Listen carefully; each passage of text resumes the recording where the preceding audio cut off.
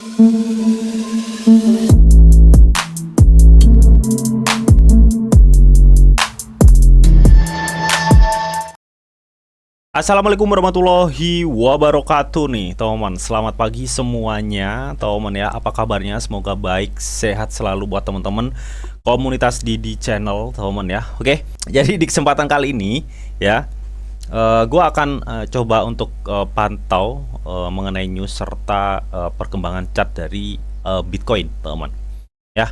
Kiranya ada sentimen apa dan perkembangan chartnya bagaimana, nanti bakal kita cek teman-teman. So pastikan kalian tonton sampai habis ya teman-teman. Oke.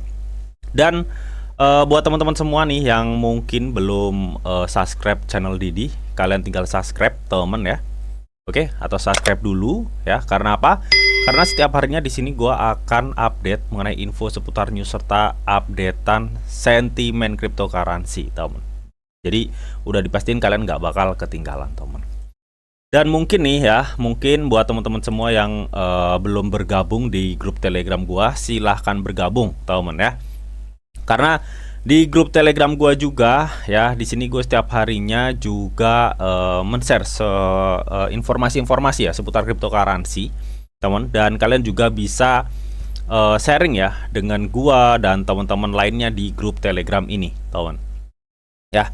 Jadi udah dipastiin kalian juga nggak bakal ketinggalan mengenai seputar news cryptocurrency di grup Telegram. Dan untuk link join ya, udah gue sediain di kolom deskripsi ya teman-teman. Oke. Jadi gue tunggu kalian di grup Telegram gue. Oke teman-teman ya.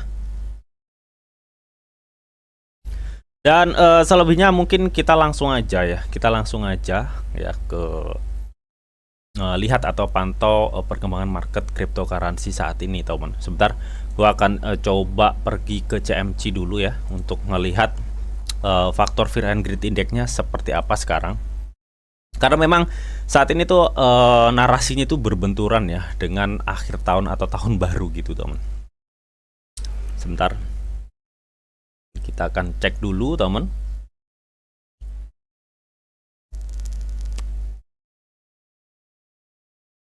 Oke, sebentar ya, agak lemot teman-teman ya, agak lemot.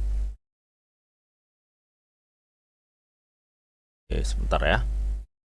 Oke, jadi saat ini teman ya, terlihat banget untuk Bitcoin itu berada di level 42.700. Hal ini tuh mengalami kenaikan 3,23% dalam kurun waktu 24 jam ya untuk si Bitcoin teman. Oke. Tapi karena kenaikan ini bisa dibilang dadakan banget ya teman ya. Jadi kenaikan Bitcoin itu lebih sendiri ya. Jadi altcoinnya itu rata-rata tetap nggak ada. Ada sih beberapa yang naik ya, tapi nggak semua, rata-rata tuh nggak ada yang naik untuk altcoin ya teman. Ada beberapa tapi ya. Nah saat ini yang naik hanya Bitcoin. Karena kenapa hanya Bitcoin ya? Karena narasi yang kebentuk kuat itu saat ini narasi ETF. Ada info apa sih bang mengenai ETF saat ini? Nanti gue bakal lihat atau cekin ya. Oke. Dan di sini untuk faktor Fear and Greed Index bisa kita pantau berada di level 72. Artinya ini ada penurunan satu tingkat ya. Karena di minggu lalu dia di level 80 ke 73 ya. Saat ini 72. Artinya tingkat ketakutan tuh ada sebenarnya teman-teman. Karena memang saat ini tuh mendekati akhir tahun atau tahun baru bisa dibilang. Ya, biasanya di tahun-tahun baru tuh banyak orang TP, teman. Nah, per Januari juga itu berbentrokan juga dengan info yang ditunggu-tunggu oleh para pemain kripto, yaitu info persetujuan ETF spot Bitcoin, teman. Ya, jadi gue nggak tahu nih nantinya kalau kita mengacu pada histori sebelumnya, penurunan Bitcoin ketika akhir tahun tuh cukup lumayan tajam. Ya, tapi kalau akhir tahun kemarin nggak ada info news ya yang menyebabkan orang itu untuk ngehold koin atau token jagoannya. Nah, kali ini di 2023 mau ke 2024 ini beda men narasinya. Ya, karena ini narasinya sejarah baru untuk dunia cryptocurrency, yaitu persetujuan ETF. Ya, karena di situ ada dana yang cukup besar banget untuk kelanjutan kenaikan harga untuk Bitcoin itu sendiri ya, serta gue nggak bisa bayangin nanti FOMO-nya seperti apa ya. Ketika Bitcoin udah di approve gitu teman. Dan gue rasa yang dominan naik Bitcoin ya, udah pasti itu dominan naik. Ya, altcoin mungkin menyusul setelahnya. Nah, per akhir tahun ini kan bentrokan ya. Jadi orang tuh dibuat bingung gitu ya, dibuat bingung. Ini mau akhir tahun biasanya market longsor, tapi di TP nggak sih? Kan bentar lagi ada persetujuan ETF di Januari. Nah, itu orang yang bikin bingung. Jadi dari kebingungan itu gue bisa simpulkan ya, bahwa nantinya untuk penurunan Bitcoin mungkin nggak sedikit tajam ya, nggak sebegitu tajam gitu ya. Ada penurunan tapi itu nggak setajam penurunan yang kemarin, mungkin ya, mungkin karena ada pertimbangan itu ya, pertimbangan persetujuan ETF itu yang akan mendekati pengumumannya itu teman ya. Ya itu mungkin ya analisa gue, tapi kan bisa juga ya sebelum pengumumannya kan Januari ini ya teman ya, ada mulai 10 Januari kalau nggak salah ya. Bisa aja akhir tahun longsor dulu, habis itu naik kan juga bisa gitu sebenarnya. Ya, tapi untuk saat ini gue lebih wait and see ya, lebih wait and see aja, nunggu perkembangan news-news yang sekiranya bisa memungkinkan untuk kita itu bisa ambil posisi, intinya seperti itu. Untuk saat ini gue wait and see, lebih wait and see sih, ya. Dan kalau kita lihat ya dari segi chart ya, sebentar. Sebelum gue bahas chart ya, gue akan coba pantau dulu ya perkembangan dan news seputar cryptocurrency gitu teman ya. Jadi seperti yang udah gue jelasin ya ke teman-teman semua, bahwa untuk narasi kuat saat ini itu adalah mengenai persetujuan ETF gitu teman ya. Itu narasinya cukup kuat banget kalau menurut gue pribadi teman. Jadi gue harus pantau terus ya teman. Nah ini ada beberapa news yang udah gue tweet ya dari beberapa akun, salah satunya dari akun Maximalis Bitcoin ya, si Michael Saylor atau CEO dari MicroStrategy ya, perusahaan MicroStrategy. Ya kita tahu ya, kepemilikan Michael Saylor untuk Bitcoin itu udah gila ya, 150.000 lebih ya teman. Bahkan dia terus mengakumulasi ketika ada penurunan Bitcoin yang cukup agresif gitu teman. Dan untuk AVG-nya itu kalau nggak salah kena di 29 apa berapa ya kemarin ya, untuk si aset Michael Saylor ini teman ya, atau 30 berapa gitu ya teman. Jadi cukup rendah lah ya kalau di persentase kan, rata-rata dia udah ada cuan gitu di situ gitu. Nah kemarin juga El Salvador ya, dia juga udah cuan banyak banget ya dari Bitcoin yang sebelumnya diolok-olok, mengalami kerugian yang cukup besar dari Bitcoin, tapi ternyata Bitcoin naik, El Salvador mengumumkan keuntungannya ya. Kalau nggak salah itu keuntungan berapa itu, 3 juta atau berapa itu, 1-3 jutaan lah ya keuntungannya, lupa gua. Nah baru-baru ini di-tweet juga ya dari akun Michael Saylor, katanya pada tahun 2024 dengan BTC mewakili transformasi digital modal ya, dan semua orang mulai menyadari bahwa mereka kekurangan alokasi. Diskusi saya tentang faktor bullish yang mendorong adopsi. Jadi di sini untuk apa namanya, Michael Saylor ya berdiskusi di CNBC nih kalau nggak salah teman ya, di CNBC ya, mengenai intinya perkembangan dari Bitcoin itu sendiri. Dimana di sini Michael Saylor menjelaskan intinya dia itu menjelaskan faktor-faktor apa aja yang menyupport bullish untuk Bitcoin. Intinya seperti itulah teman ya dari percakapan ini teman ya. Dimana Bitcoin naik 55% in last 3 months teman. Wow ya, mantap jiwa ya kenaikan Bitcoin ya. Nah, nggak hanya itu ya teman. Kalau gue kutip di sini, ya ini gue kutip juga dari data sentimen ya. Katanya itu dompet Bitcoin yang menyimpan satu atau kurang dari BTC itu terlihat cukup banyak banget, bahkan agresif ya teman ya. Karena baru-baru ini menurut data sentimen ya, kepemilikan wallet yang memiliki satu sampai kurang dari 1 BTC ya teman ya, itu terus meningkatkan kepemilikannya gitu teman. Artinya ini kan masuk retail ya, punya 1 sampai dikurang 1 BTC intinya ya di walletnya ya. Kalian bisa lihat sendiri kenaikannya cukup tajam banget teman ya. Artinya banyak orang yang bener-bener sangat agresif ingin memiliki Bitcoin gitu teman, menjelang persetujuan ETF. Gue nggak bisa bayangin ketika nanti BTF benar-benar di approve dan banyak nggak hanya pemain kripto ya, jadi pemain-pemain saham yang mau masuk ke ETF Bitcoin bisa beli di situ gitu teman. Dan itu udah disiapkan dana triliunan US dollar ya. Gue rasa ledakan Bitcoin kali ini tuh cukup luar biasa banget ya ketika nanti setelah bull run ya. Itu feeling gue sih teman. Makanya nggak salah Michael Saylor juga menganalisa atau memprediksi bahwa kenaikan Bitcoin nanti nyentuh di level 350. Tapi banyak para analis dan spekulasi yang udah beredar itu katanya Bitcoin bisa tembus 150 sampai 200 ribu US dollar teman. Wow. Ya, semudah-mudahan sih itu bisa tembus 2 sampai 3 miliar gitu ya teman kalau dirupiahkan. Ya. Jadi menurut data sentimen ini cukup menarik ya teman ya. Jadi banyak para retail yang meningkatkan jumlah kepemilikannya. Tapi di sini katanya untuk apa namanya? Dompet tingkat menengah ya, atau ikan hiu lah bisa dibilang ya teman ya, ikan hiu. Ya, itu malah sedikit turun ya untuk kepemilikan BTC-nya. Ya mungkin untuk TP buat tahun baruan kali ya. Oke.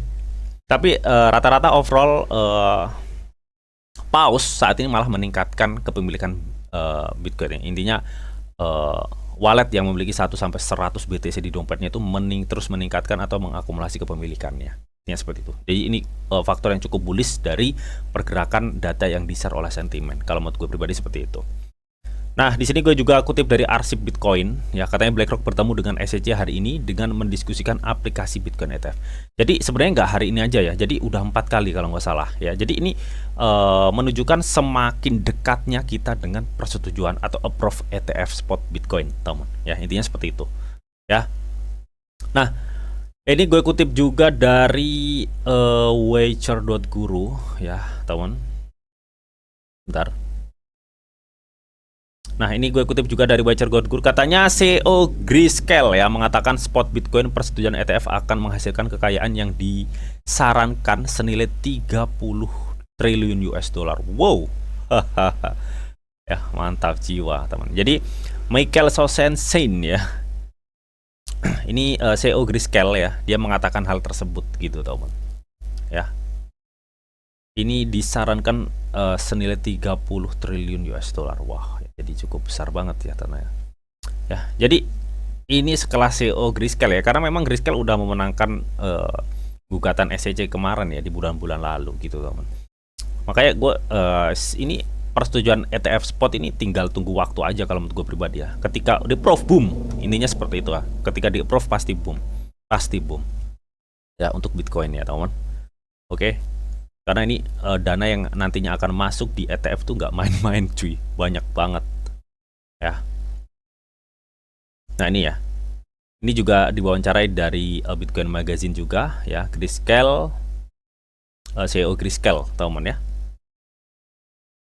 persetujuan ETF Bitcoin teman. Ini CEO Grayscale-nya diwawancarai juga. Nah tadi gue juga infoin juga ya teman, infoin juga hal yang menarik ya, salah satu hal yang menarik nih sini ya. Jadi diam-diam teman ya, Bitwest atau salah satu perusahaan manajer aset ya yang pengajuan ETF spot Bitcoin juga, dia tuh sampai sudah meluncurkan kampanye pemasaran ETF dengan sebuah iklan ya. Jadi iklannya seperti ini, sebentar gua akan kunjukin ya teman. Nah, jadi iklannya seperti ini teman ya, untuk iklan Bitwest mengenai pemasaran ETF Bitcoin spot ini teman ya. Jadi ini menunjukkan salah satu hal yang memungkinkan ETF spot itu tinggal menunggu sedikit lagi. Intinya seperti itu ya teman. Oke.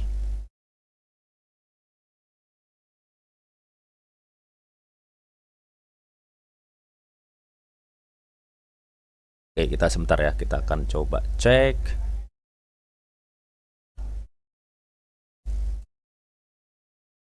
Oke. Jadi belum ada lagi ya teman ya, belum ada lagi yang mengenai info persetujuan ETF teman.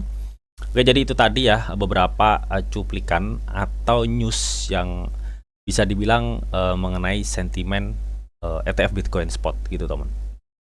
Ya. Dan kalau kita lihat juga di CMC ya, di CMC di Trading Views ya mengenai market cap dominan sempat tadi itu sempat mengalami kenaikan ya untuk BTC dominan ini, teman. Jadi BTC dominan ini bisa kita gunakan untuk menganalisa seberapa dominan market Bitcoin dengan market all cryptocurrency ya. Ketika dominannya ini turun, teman, ya kayak seperti ini nih. Ya, ini lebih cenderung yang naik tuh altcoinnya ya. Tapi ketika Bitcoin dominan ini cenderung naik, itu kecenderungan yang naik itu Bitcoinnya. Intinya di sini ya, untuk Bitcoin dominan kan sempat kemarin juga ada yang tanya ya teman ya. Jadi Bitcoin dominan itu adalah sebuah rasio kapitalisasi pasar terhadap kapitalisasi pasar kumulatif mata uang kripto atau seluruh mata uang kripto ya. Jadi ini adalah cara yang bagus untuk melihat seberapa besar sebuah koin relatif terhadap seluruh pasar kripto ya. Jadi untuk hitung-hitungannya itu kalau nggak salah market cap Bitcoin ya dibagi dengan market cap seluruh all crypto lalu dikali 100, intinya seperti itu. Tapi lebih mudahnya kalian bisa cek aja di Trading Views ya untuk Bitcoin dominan ini ya, untuk melihat indikasi seberapa dominan Bitcoin itu ya teman. Oke. Dan saat ini cenderung menurun ya teman, cenderung menurun karena tadi sempat naik ya teman, sempat naik. Dan sebenarnya untuk news-news mengenai seputar cryptocurrency ya, itu udah gue share juga ya di grup Telegram. Jadi buat teman-teman yang belum gabung silahkan gabung, linknya udah gue sediain di kolom deskripsi ya. Ini juga mengenai breaking news ETF spot yang tadi diiniin oleh Bitwise teman. Ini udah gue infoin dari tadi pagi teman ya. Oke, jadi ya sudah dipastiin kalian gak bakal ketinggalan mengenai seputar cryptocurrency di grup gue ini teman. Oke ya. Nah untuk selanjutnya gue akan coba cek sedikit ya mengenai chart dari si Bitcoin itu sendiri gitu teman ya. Jadi memang untuk saat ini ya, untuk market Bitcoin gue belum bisa mastiin ini Bitcoin akan terus lanjut naik atau enggak. Tapi sebenarnya kalau memang dia naik ya, target gue itu masih tetap ya, mungkin dia akan balik ke 44 sampai 45. Tapi kayaknya karena ini berhubung akhir tahun juga, ini nggak memungkinkan ya, sebenarnya nggak memungkinkan gitu teman untuk mengalami kenaikan. Tapi kalau gue lihat dari segi MACD ya, MACD ini, nah ini sudah mengkonfirmasi kenaikan ya, meskipun untuk konfirmasinya itu belum sempat besar ya. Tapi ini ada kecenderungan kenaikan ya. Nah, kenaikan nggak besar sih ya untuk Bitcoin teman ya, sebenarnya udah mengkonfirmasi. Dan kalau kita lihat juga untuk candle dari si BTC ini ya, ini sudah keluar dari garis symmetrical triangle teman, tapi belum tapi ini tetap belum mengkonfirmasi ya, karena area konfirmasi itu ada di sini teman untuk konfirmasi kenaikannya. Ketika Bitcoin berhasil ya nge-breakout area ungu ini ya, gue rasa itu adalah konfirmasi untuk kenaikan lebih lanjut untuk Bitcoin. Karena saat ini belum mengkonfirmasi, gue rasa masih ada potensi kecenderungan turun ya. Meskipun kalau kita lihat dari MACD-nya dia ada potensi naik gitu teman. Kalaupun dia naik mungkin ke level 43 ya, kalau gue rasa ya. Kalau dia naik ya mungkin nanti dia akan coba mengarah ke level sekitar 43 inilah teman ya, kalau gue rasa di sini ya, di level-level ini kalaupun nanti ada kenaikan teman ya. Tapi karena ini berhubung akhir tahun, kita wait and see dulu karena ini juga belum mengkonfirmasi kenaikan lebih lanjut teman ya. Oke, jadi kita harus waspada dulu, hati-hati ya teman. Oke, jadi itu tadi teman ya beberapa sentimen and news analisa mengenai Bitcoin. Semoga bisa bermanfaat buat teman-teman semua teman. Jadi gue saat ini lebih wait and see aja ya, menunggu benar-benar perkembangan untuk seberapa besar news atau narasi Bitcoin itu sendiri atau narasi cryptocurrency saat ini gitu teman. Dan untuk chart gue nunggu mungkin konfirmasi ya, kalau bisa breakout 43 ya gue rasa akan ada kenaikan lebih. Tapi kalau enggak gue rasa masih potensi turun cukup besar. Intinya seperti itu ya teman. Oke, dan tetap di sini tuh ada disclaimer on bahwa untuk trading dan investasi di dunia cryptocurrency itu sifatnya sangat berbahaya atau sangat-sangat beresiko tinggi, teman. Jadi bijaklah kalian nih dalam mengelola atau memanajemen keuangan kalian. Semua keputusan yang kalian ambil adalah tanggung jawab kalian masing-masing. Di sini Didi hanya berikan informasi yang didita untuk kalian semua. Oke, mungkin itu aja yang bisa gue sampaikan di video ini. Semoga bisa bermanfaat. Jika kalian suka video ini, jangan lupa kalian klik like, share, komen, dan di subscribe teman, karena sekali subscribe itu gratis. Dan tentunya kalian akan mendapatkan update-update video terbaru dan info-info terbaru dari Didi.